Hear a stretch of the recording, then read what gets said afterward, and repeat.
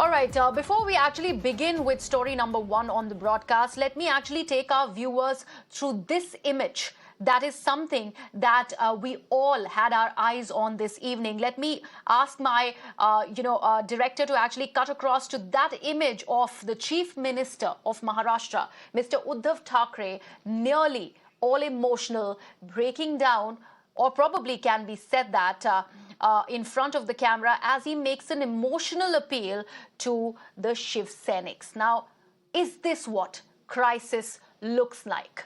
Out of numbers? Is that the Chief Minister of Maharashtra really breaking down on camera, or is it his ill health that's playing out like this? Now remember, this is Uddhav Thackeray's second emotional speech in 2 days. This is at a time when his government is at the brink of collapse in Maharashtra. Thackeray ruled out an alliance with the BJP and challenged the rebel MLAs to continue without Shiv Sena and Bala Saheb's name. So this is all that has happened this evening, and this is what we are throwing our light for our viewers on, because all the action is right there in Maharashtra. Now, Uddhav Thackeray has ruled out that alliance with BJP, something that Shinde really wants, and that's why this entire rebel saga really played out in Maharashtra. And obviously, now Uddhav Thackeray has asked the rebel MLAs to continue without Shiv Sena and Bala Saheb's name. Uddhav Thackeray's son, Aditya Thackeray, also slammed the rebels, saying that they are headed from the government to the opposition now. Bulk of Shiv Sena's MLAs have turned rebels, with Shinde's camp boasting the support of 38 MLAs now.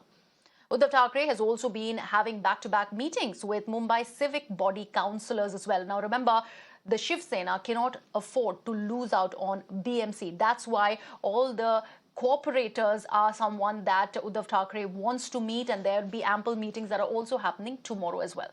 NCP's top leaders, and this includes Sharad Pawar and others, they in fact also met Chief Minister Thackeray. Fadnavis is also said to be meeting the Alliance Party leaders tomorrow. So hectic parleys are happening. There are all meetings that are planned for tomorrow. So the action really continues in Maharashtra. विचारलं की असं कानावर येतंय, नाही मी असं कसं वागेन. ते म्हटलं खोटं असेल आणि खोटं असावं असं माझं म्हणणं आहे. खोटं असेल तर काहीच मुद्दा नाहीये, नसेल तर स्पष्ट सांगा. नाही आपण भाजप सोबत जायला पाहिजे असा काही आमदारांचा माझ्यावरती एक दबाव आहे. ज्या भाजपाने माझ्यावरती मातोश्रीवरती म्हटलं आरोप केल्यानंतर तुमचं रक्त नाही सळसळत. मातोश्रीवरती वेडवाकट काही बोलल्यानंतर तुमचं रक्त गरम होत नाही. कसली शिवसैनिक तुम्ही? बाळासाहेबांची शिवसेना संपलेली आहे, उद्धवची शिवसेना वेगळी आहे, ह्याची शिवसेना वेगळी आहे. अहो, ठाकरे आणि शिवसेना ही दोन नावं, दोन शब्द वेगळे करून तुम्ही शिवसेना चालून दाखवाच. माझं आज सुद्धा आव्हान आहे. काढा बाळासाहेबांचाही फोटो वापरायचा नाही, मी तर नालायकच आहे, माझा फोटो लावूच नका. पण बाळासाहेबांचाही फोटो न लावता तुम्ही शिवसेना नावाने जगून दाखवा आणि ठाकरे नावाशिवाय जगून दाखवा.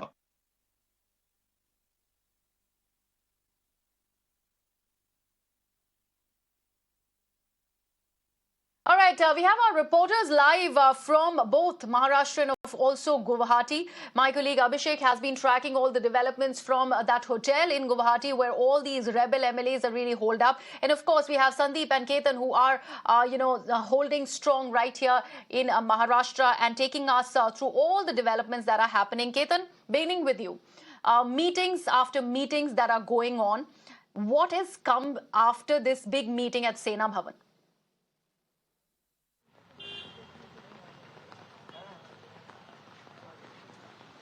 Well, so a lot of turn of events today again. Nothing concrete coming out in terms of constitutional solution of the problem, as the Deputy Speaker Narhari Jirwal of Maharashtra Assembly, he hasn't spoken out as yet, and there is no word from Governor as yet. However, there was a lot of emotion on ground. I was there at the Sena headquarters, and one could see Shiv Sainiks turning really emotional after that speech. I was really intrigued when you started the program, Priya, and said that, speeches can turn the course of history, and speeches have that power in them. Uddhav is never known to be a fluent orator, but his speech was emotional, was sentimental, At the same time, it was resolute. It had a lot of resolve. And the part that we just heard, where he encountered Shinde and said that, "Are you joining the BJP?" So he said, "Not me, but there are MLAs who think that we should switch over to BJP." There were a lot of anecdotes. There were a lot of experiences that he shared about his illness and how he overcome it, and how he was supposed to go to Maharashtra to interact with people because he has been accused of inaccessibility, and all of that was there in the speech. However, the most important message that he spoke to his target audience, which is the Shiv Sainiks, is that even if these MLAs come or go, it is detrimental to their political career. The Shiv Sena was and will stay strong because it has always earned its mojo, so to say, or earned its strength from its common workers and not from MLAs. In the past, the party has seen many desertions, and despite that, the party has always come out strong. Priya?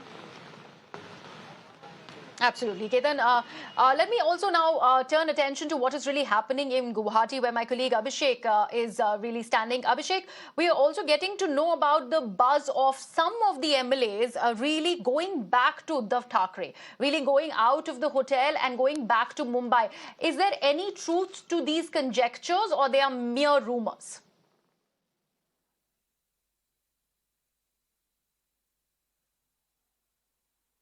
Tell you that those are mere rumors, and on the other hand, the number game for Eknath Shinde is constantly increasing, and also more MLAs from Shiv Sena and independent MLAs are expected tomorrow too.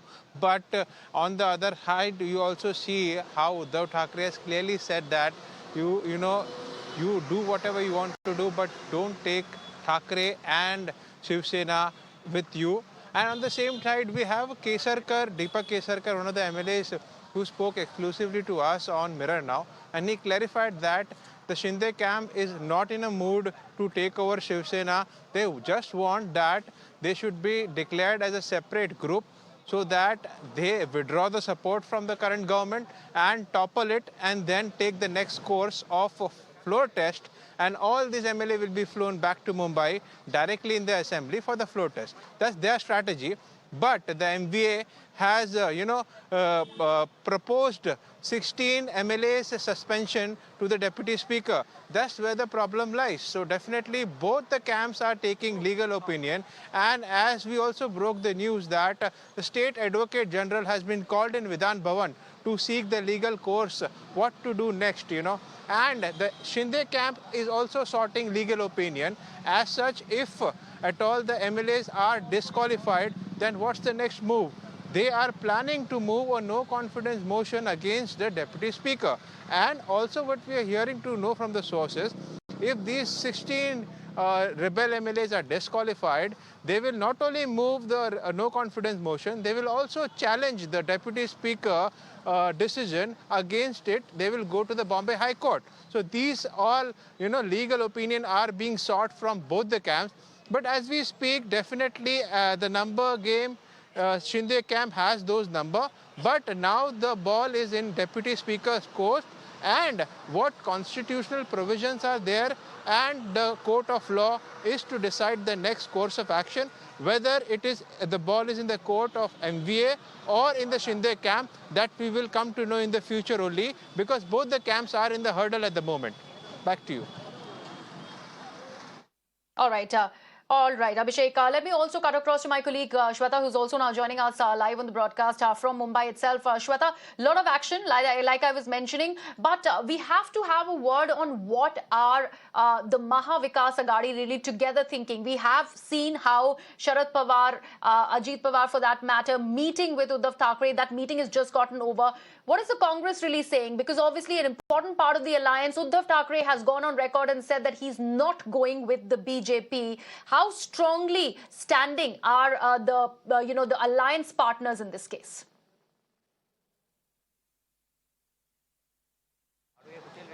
Well, amid the political crisis which is ongoing in Maharashtra, what we find out is Sena into fragments.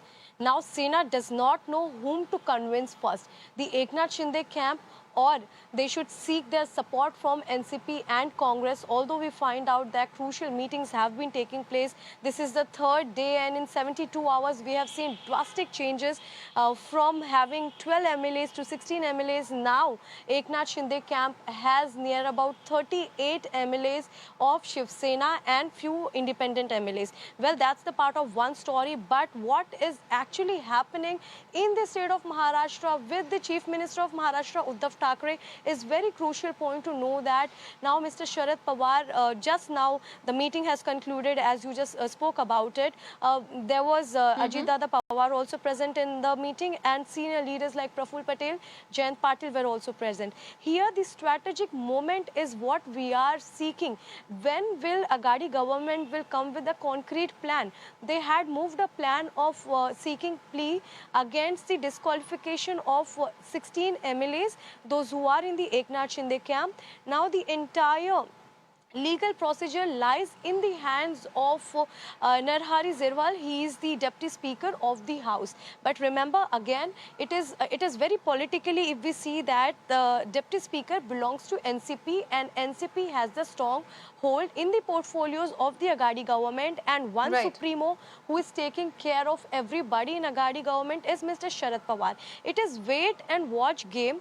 And what kind of next step can be taken by Mr. Sharad Pawar, or any kind of statement or any kind of stern step which can be taken by Uddhav Thackeray at this given point of time, as we are seeing that the Sena is in splits and the other side, one who is sitting in Guwahati, enjoys the majority.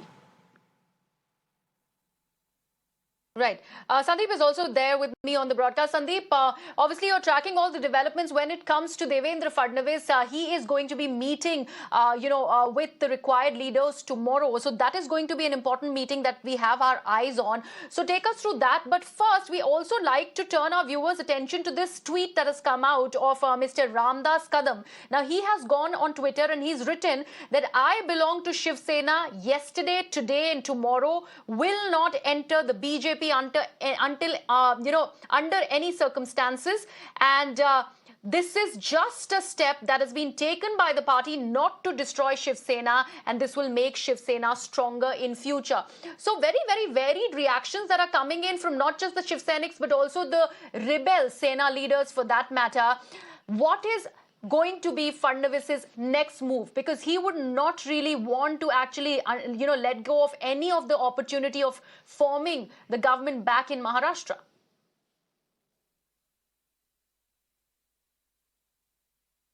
All plans are set for Devendra Fadnavis, and in fact, as Eknath Shinde is ready with the numbers that is needed. At this point of time, Devendra Fadnavis is, in a position to tackle all its opposition with legal things. Now, there are chances that this case may go with the court, and what we are learning from the sources in regards of the disqualification of the MLAs, now Eknath Shinde is likely to move Bombay High Court in case if these MLAs, these 16 MLAs are being disqualified. So this will be taken off to the court. Now, on the other hand, Narhari Zirwal, who's the Deputy Speaker, he's taking suggestions from the Attorney General of Maharashtra, Ashutosh Kumbhkani, in order to, tackle the situation for MVA government. Now, there is a very crisis-like situation from MVA government, and this is very much clear. But the picture for BJP is very much clear, because BJP wants the government with Uddhav Thackeray or without Uddhav Thackeray. So definitely BJP is firm on its stand, and at this point of time they are not revealing any cards at this point of time. But yes, for sure, in upcoming days it will be very much crucial to see how BJP reacts to it, or how BJP will take forward its move. All right, Sandeep, Shweta, Abhishek, and also Ketan, thank you so much for, taking us through all the developments that have happened and which continue to happen all through the day. We will keep coming back to you for more updates on this story. But also, let's take our viewers through this other picture that has come out of Maharashtra. This is the rage among the Shiv Sena workers, which is spilling out onto the streets. Offices of two rebel Sena MLAs were vandalized in Mumbai. The state police, especially in Mumbai, have been ordered to remain on high alert, and police have received information that Shiv Sainiks may take to the streets in large numbers once again.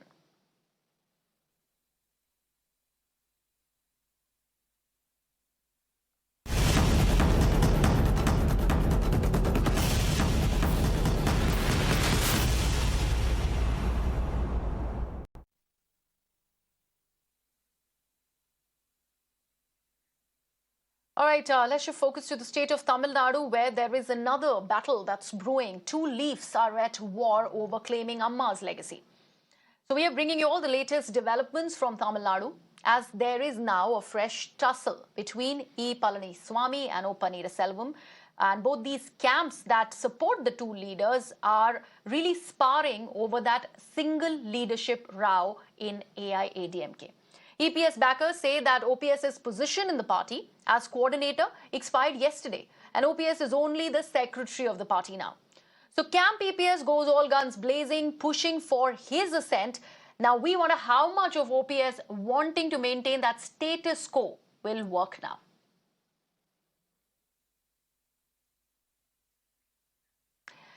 Let's focus. In fact, before that, let me cut across to my colleague Dharani, who has been tracking this story for us. Dharani, I would actually pose the same question that I just posted in front of the viewers. How much of this status quo that really OPS wanted is going to work now? Because the pressure on him is immense now.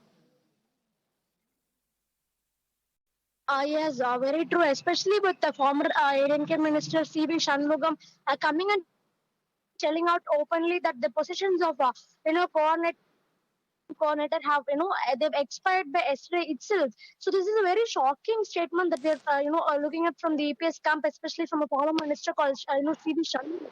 So he is telling that when Jayalalitha passed away in 2017, the position of general secretary was removed, and two different positions, that's coordinator and joint coordinator, were created. So at that point in time, the rule was that the general council members, they would elect both the coordinator and the joint coordinator. EPS and OPS, they were elected as coordinators, and their term was fixed as for 5 years. So that got expired in September 2021. So meanwhile, in December 2021, the ADMK party, its executive committee, they amended a party rule telling that, instead of the general council members, the parties, primary members, they'll be electing the coordinator and joint coordinator. So, by the party rules, this particular amendment, it should get ratification from the, general council. But unfortunately, yesterday, the general council didn't go as planned, and, nothing was happening there. In fact, all the 23 resolutions, they were all rejected. So because of, no ratification, because of, in the absence of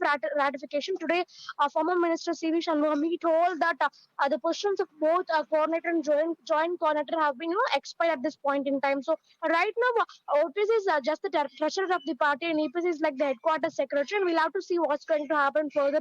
Meanwhile, there's no reaction from the OPS camp on this. They're maintaining silence. So we'll have to see what they have to say about it.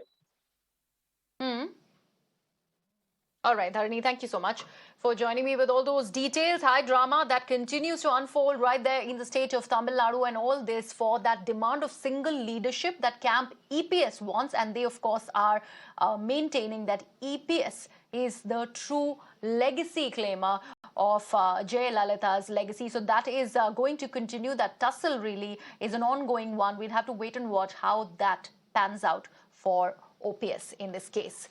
Let's now shift focus and go on to this other important story that happened through the day today. The Supreme Court dismissed a plea that was filed by Zakia Jafri, who is the widow of former Congress MP Ehsan Jafri, challenging a clean chit that was given by the special investigation team to the then Gujarat Chief Minister Narendra Modi and several others in the 2002 Gujarat riots case. In fact, the top court said that the SIT probe has come out unscathed. Upholding the SIT clean chit, the apex court also said that Jafri's plea is quote-unquote devoid of merits. The top court also said that those who were abusing the process of approaching the courts with similar pleas should be in the dock. In fact, we'll give you a little bit of background here. Zakia Jafri, who's the wife of Ehsan Jafri, a former MP, was one of the people who were killed out of the 68 who were killed in Ahmedabad on February 28, 2002. Which is a day after a coach of the Sabarmati Express was burnt at Godhra, killing 59 people and triggering riots in the state of Gujarat. Zakia had challenged the SIT clean chit that was given in the case to Narendra Modi, where the SIT had said that there was no prosecutable evidence against Prime Minister Modi and 633 others in this particular case. Zakia Jafri उन्होंने case किया था कि नरेंद्र मोदी जी की गुजरात के right में भूमिका पर जांच होनी चाहिए। नरेंद्र मोदी जी 12 साल गुजरात के मुख्यमंत्री रहे और 9 साल से देश के योग्य प्रधानमंत्री हैं, लेकिन उनके खिलाफ वैमनस्य और पूर्वाग्रह से एक कॉटेज इंडस्ट्री काम करती है। A cottage industry works against Narendra Modi with a vengeance to somehow or the other implicate him in Gujarat riots.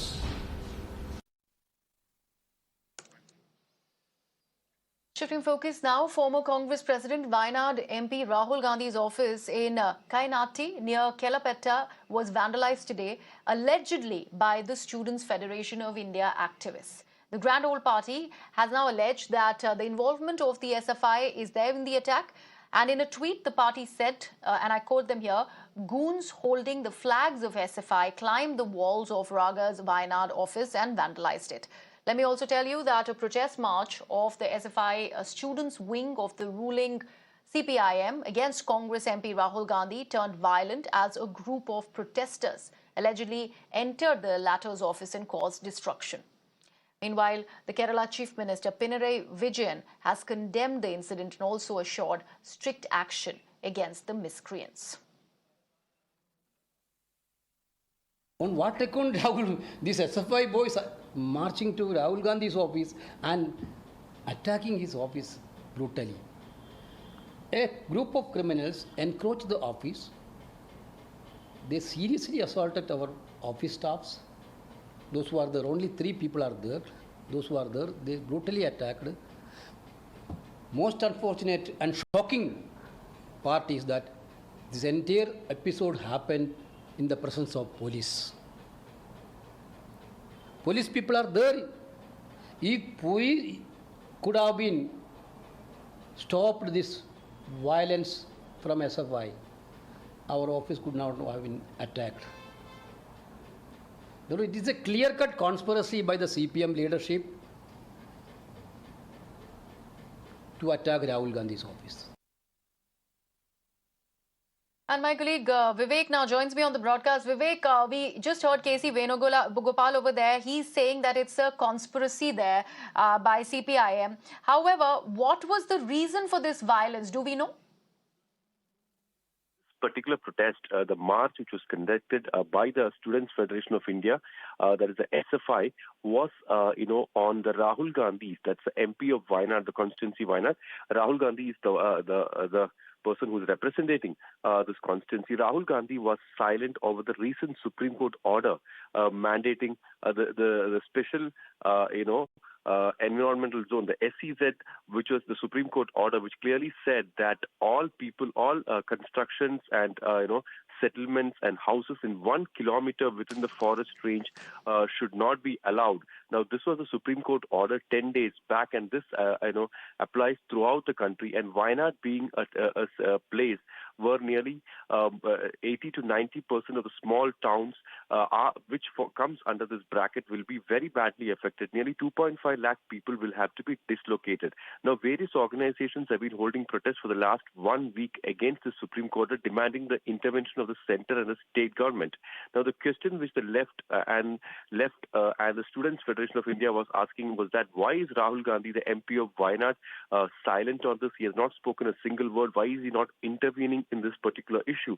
The condemning this incident, this march was conducted today evening But unfortunately, a set of unruly people, they took control over the situation and attacked the office of Rahul Gandhi in Kalpetta.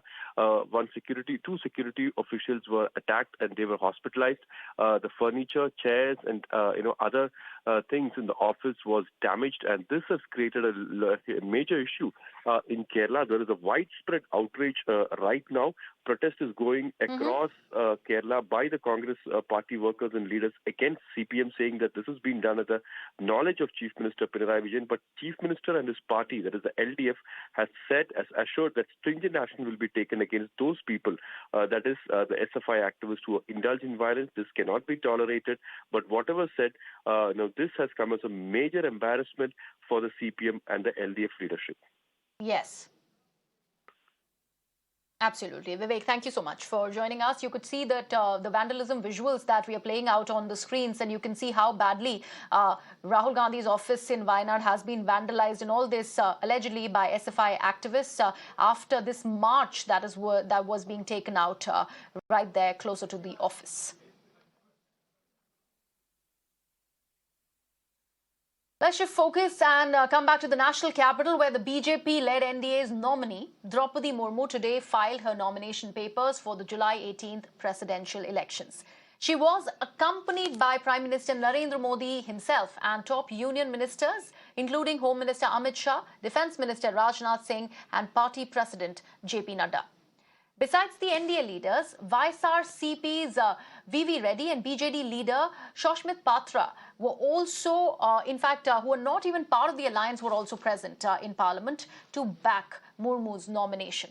AIADMK leader OPS and M. Tambidurai, JDU's Rajiv Ranjan Singh were also seen there, and Draupadi Murmu, if elected, will be the first tribal president and the second woman president in the country, and she in fact is pitted against opposition's candidate Yashwant Sinha.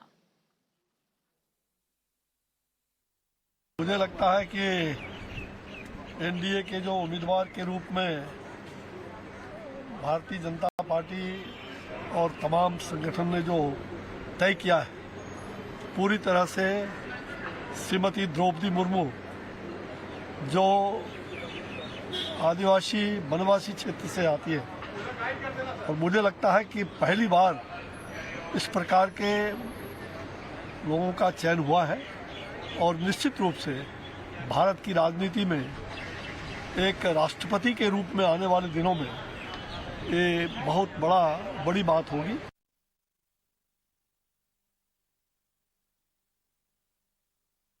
देखिए, मैं इस विषय में अपने नेतृत्व को बहुत ही बधाई देता हूं कि उन्होंने एक ऐसा कैंडिडेट जिसकी आज के समय में बहुत बड़ी आवश्यकता एक लग रही थी। आखिर ट्राइबल जगत का भी एक बहुत बड़ा स्थान अपने देश में है, इसलिए एक ट्राइबल कैंडिडेट को देकर के एक बहुत ही अच्छा काम किया है। I think it's not about politics anymore. It's really about sending the message of inclusiveness and letting a strong message go to the whole country that when it comes to important issues like these, and especially when it comes to a candidate like this, that we are all united and one.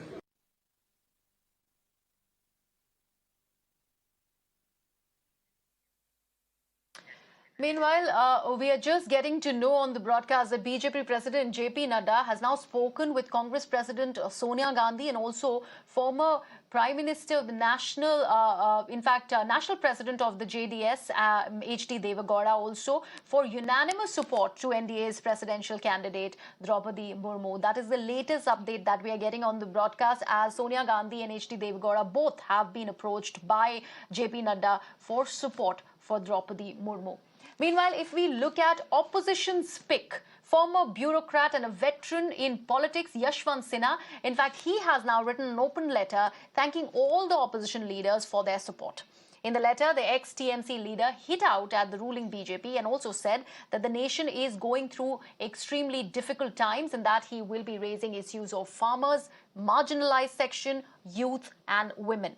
The leader also said that he will be filing the nominations for the upcoming presidential polls on June 27th. And days after suspending 4 officials working under the Delhi government and Chief Minister Kejriwal's office, the Lieutenant Governor Vinai Kumar Saxena today has ordered the suspension of 2 more officers in a corruption case. So are we looking at a Delhi Chief Minister Arvind Kejriwal versus Lieutenant Governor 2.0? We have to actually see, because this particular story is something that we have our eyes on. This is something that is totally directing to just that. Now, the 2 officers who have been suspended for wrongly selling Delhi Development Authority land. This is what the case is. The Lieutenant Governor Saxena has been receiving several complaints, we are being told, about the said sub-registrar from MPs and MLAs cutting across party lines, and also from individuals and groups who are living in the area. Let me tell you that earlier, the Delhi Lieutenant Governor had suspended the Deputy Secretary in Delhi Chief Minister's office, and also 2 SDMs were suspended on corruption charges. Remember, ever since the Lieutenant Governor took charge, the ruling Aam Aadmi Party has been raising questions on his inaction and participation in the issues pertaining to law and order in the national capital. Seems like the LG has now sprung into action and is probably in the mood to give a befitting reply to Delhi government's and also the Chief Minister Arvind Kejriwal. We'll have to wait and watch if this plays out into another round of Delhi CM versus the LG. My colleague Pulkit now joins me on the broadcast. Pulkit, does it look like another round of Lieutenant Governor versus the Delhi Chief Minister? Because what are these suspensions all about? Graft charges back to back, because we've seen suspensions yesterday. Now there are another round of suspensions by the Lieutenant Governor. देखिए, लगातार ये अगर हम इन मामलों को देखें तो इसमें कुछ पुराने मामले भी हैं जिनकी जांच पहले से चल रही थी। आज आम आदमी पार्टी के जो नेता हैं सौरभ भारद्वाज, उन्होंने भी ये बात कही कि पहले से कुछ लोगों के खिलाफ जांच चल रही थी। अब कल 3 लोगों के खिलाफ कार्रवाई हुई थी और उसके बाद अब 2 लोगों के खिलाफ कार्रवाई हुई है। अगर हम देखें तो दिल्ली के अंदर जो प्रॉपर्टी है वो उन्हें जब बेचा गया तो उसमें ये पाया गया कि जो कानून के हिसाब से एक्शन लेना चाहिए था या जिस तरीके का प्रोसीजर फॉलो करना चाहिए था वो प्रोसीजर फॉलो नहीं हुआ और उसी के बाद अब जाकर ये कार्रवाई हुई है। लेकिन मामले अगर हम देखे जाए तो ये मामले पुराने थे जिसमें एक्शन अब हुआ है, क्योंकि दिल्ली सरकार के अंदर जितनी भी सर्विसेज का डिपार्टमेंट है या सर्विसेज है वो उपराज्यपाल के अंडर में आती है और उपराज्यपाल ही इन पर कार्रवाई कर सकते हैं। तो अभी 1 महीने पहले ही नए उपराज्यपाल दिल्ली के अंदर आए हैं, उनमें से फिर इन्होंने 5 लोगों पर अभी तक कार्रवाई की है। जी। All right, Pulkit, thank you so much for joining us. Let's cut into some very important piece of news that we have on the broadcast. We are getting constant updates on it. Now, the US Supreme Court today overturned the Roe v. Wade, the landmark ruling that established the constitutional right to abortion in the US in 1973. Now, after 50 years, that has been nullified by the US Supreme Court. Millions of women in the US will now lose the legal right to abortion after the top court overturned this 50-year-old ruling that legalized it nationwide. The judgment will transform abortion rights in America, with individual states now able to ban the procedure. Half of the US states are expected to introduce the new restrictions or bans. 13 have already passed the so-called trigger laws that will automatically outlaw abortion following Supreme Court's ruling. Roughly, abortion access is expected to be cut off for about 36 million women of reproductive age, according to the research that has been put out by Planned Parenthood, which is a healthcare organization that provides abortions. Meanwhile, ex-President Barack Obama's wife, Michelle Obama, has reacted to this development, and she said, and I quote her here, "I'm heartbroken for people around this country who just lost the fundamental right to make informed decisions about their own bodies," unquote. Now, that's a very, very important reaction that's coming in from Michelle Obama. We're getting more reactions, and we continue to get that on this big story that we are breaking on Nation tonight. But before we go to that, let me cut across to my colleague Archana, who is joining me from the newsroom to actually take us through this entire overturning of a decision that was made 50 years ago. Archana, just take us through this Roe Wade ruling that stands nullified today.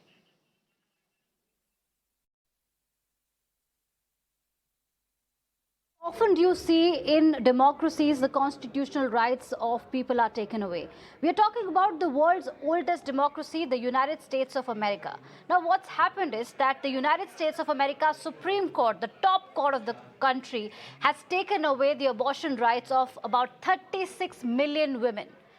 What has happened is that the Supreme Court has overturned a 50-year-old ruling that allowed women to abort their fetus. This is the Roe versus Wade case, the landmark case that allowed women to terminate their pregnancy. Now they cannot do it. What the court has done is it has given the states the freedom to choose. Now there are 50 states in the US, out of which 13 have already made laws that outlaw abortion, and more states are going to join. So what will happen is that states will either ban abortion or restrict them. Now, as I said, 13 states have already outlawed abortion. So what happened in 1973, that the Supreme Court, with a 7-2 ruling, backed termination of pregnancy in the first trimester, restrictions in the second, and absolute prohibition in the third trimester. Now, a lot of activists, a lot of critics have said that this is a dark period for women, because the US is a country where you have the constitutional right to own a gun, to carry a gun, but women do not have the right to abort their fetus. In India, abortion is legal. This is given by the way of Medical Termination of Pregnancy Act, in which up to 20 weeks you're allowed to abort your fetus, and up to 24 weeks if there are special circumstances. Now this verdict in the Supreme Court has been, for the longest time, been feared by a lot of women. Remember, a few weeks ago, there was a leak of the Supreme Court document that triggered massive protests across the United States of America, because there is precedence, there is historic reference to it, because it concerns a lot of women. And as I said, 36 million women of reproductive age will now not be allowed, will not have a constitutional right to abort their fetus after the Supreme Court judgment that struck down abortion in the United States of America, which is the world's oldest democracy. Absolutely, Archana. And like I said, so many reactions that are coming after this ruling, and obviously shocking development that has come to light. And a lot of very, very strong voices are something that we are bringing for our viewers right here on the broadcast. We have got some breaking news which is pertaining to the same story. Let's cut across to that first.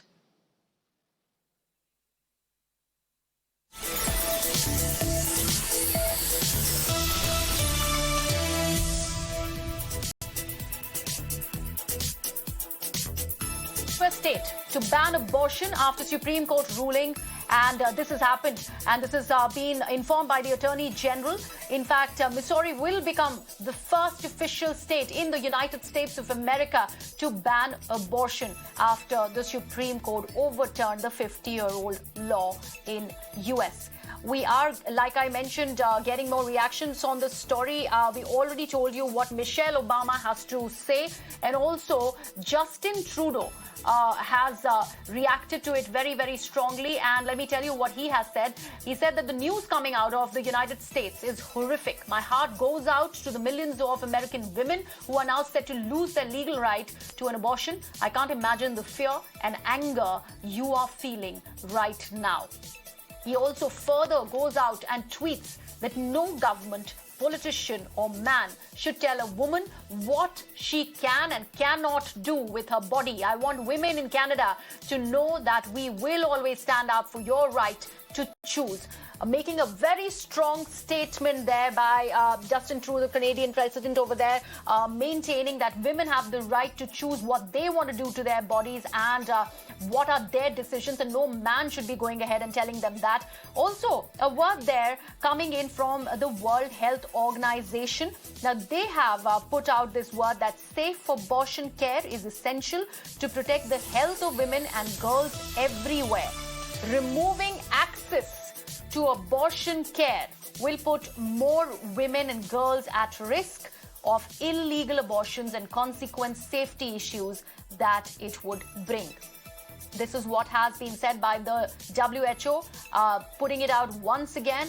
They say that safe abortion care is essential to protect the health of women and girls everywhere.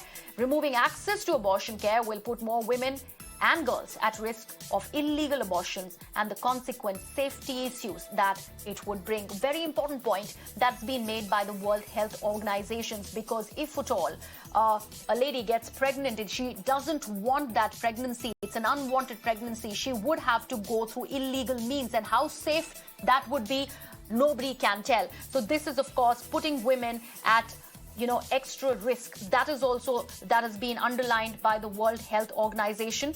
We are also being told that, and this is coming in from the White House, that President Joe Biden will be delivering remarks at about 12:30 European time on the Supreme Court decision on the Dobbs versus Jackson Women's Health Organization to overturn the Roe Wade verdict, the 50-year-old law in United States of America. Now the president of United States is going to actually deliver remarks over it. That's going to happen very, very soon.